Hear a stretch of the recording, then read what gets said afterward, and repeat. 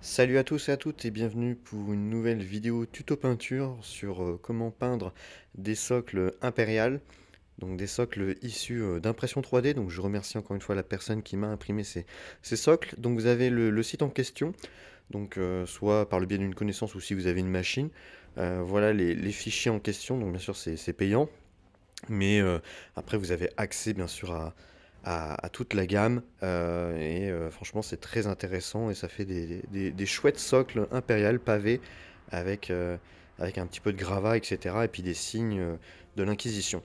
Donc voilà un petit peu les modèles en question. Donc il y a tous les diamètres pour Warhammer 40 000. Donc moi je les ai utilisés bien sûr pour les Imperial Fist que je suis en train de faire actuellement.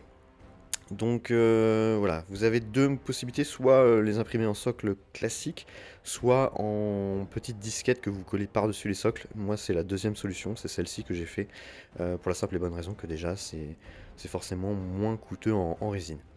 Donc voilà, j'ai réceptionné ces petites pièces et honnêtement, bah voilà, la qualité est vraiment sympa.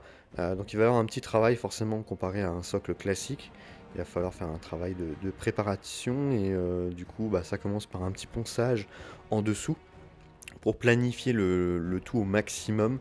Donc essayer de retirer les imperfections et le planifier au maximum pour que une fois la colle appliquée sur le socle, donc là la super glue, on n'est pratiquement pas de jour. Alors on va avoir forcément un petit décalage léger, hein, c'est normal, c'est pas parfait, mais ça va venir se rattraper après avec une petite méthode simple que vous allez voir juste après. Donc avant bien sûr d'appliquer cette méthode, on va donner un petit coup de cutter. Alors attention, moi j'utilise un cutter, mais vous pouvez sinon utiliser une Dremel ou ce que vous voulez. Mais faites bien attention. Moi j'ai l'habitude, donc c'est pour ça que j'utilise le cutter de cette manière-là. Donc sinon utilisez plutôt une Dremel si vous préférez pour éviter de vous blesser. Voilà, moi je sais positionner mes doigts, je sais faire attention, mais c'est pas toujours donné à tout le monde, donc je préfère le dire. Il vaut mieux faire bien sûr attention avec ce genre d'outils. Donc le but c'est vraiment de donner un effet un petit peu de cassure, des raflures sur les côtés, comme voilà, des pavés qui ne débordent pas du socle. Donc voilà, pour une question d'esthétique, je préférais au moins que ça soit comme ça. Pour du coup combler les petits trous qui se trouvent sur les côtés, donc les jointures, j'utilise de l'enduit de lissage. Sinon vous pouvez utiliser de la green stuff, mais l'enduit de lissage c'est forcément moins cher, et puis j'en ai sous la main, donc vu que je fais beaucoup de décors, bah, c'est très utile. Donc je viens en mettre voilà, dans ces petites jointures, et puis après je viens essuyer pour retirer le surplus. Le but vraiment encore une fois c'est de faire corps entre le socle et puis la pièce qui se trouve au-dessus, faire en sorte que le socle et la pièce du dessus soient unis et ne font qu'un.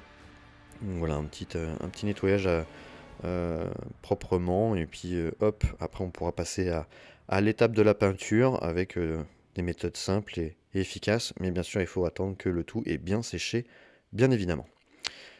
Pour réaliser l'étape de la peinture, je vais utiliser une sous-couche blanche. Donc une sous-couche blanche mat, donc là c'est une de chez Games Workshop.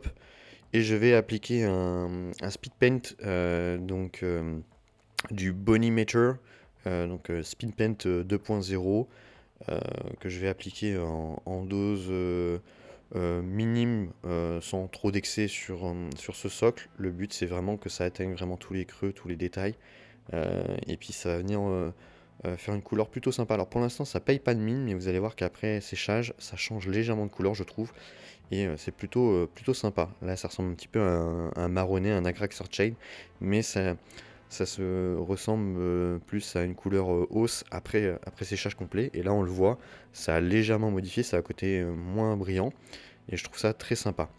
Donc je vais rehausser le tout du coup en brossage à sec en Vallejo Bone Rife, donc juste un petit brossage. Alors pour les puristes, il y en a qui vont faire des linings, ce genre de choses. Moi j'estime que c'est pas forcément nécessaire, ça fera le job comme ça, juste un brossage à sec en surface. pour éclaircir les arêtes et puis le tout sera joué.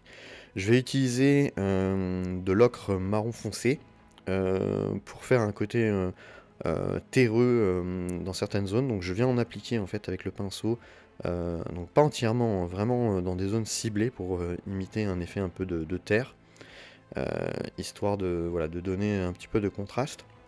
Donc j'en dépose un tout petit peu. Ensuite, on va humidifier la partie où on a déposé l'ocre délicatement, sans bien sûr badigeonner partout. Le but, c'est voilà, d'apporter de l'humidité, de faire réagir ce pigment dans les creux, donner un ombrage clairement à ces socles avec cet effet de terre. Donc on humidifie délicatement et on va ensuite essuyer le tout en restant bien sûr précis, sans trop étaler. Le but, voilà, comme vous voyez en image, c'est de donner vraiment un ombrage sympa, un effet plutôt sale et plutôt réaliste à ces socles. Donc c'est vrai que les pigments sont vraiment cool pour ça. Donc voilà, j'essuie au maximum, tout en laissant dans certains creux cet effet d'ocre marron qui donne tout ce charme à ces socles, je trouve. C'est la petite touche vraiment plutôt cool, plutôt sympa. Donc les contours de socle, à vous de voir les couleurs que vous souhaitez, mais moi je vous conseille vraiment un Corvus Black, hein.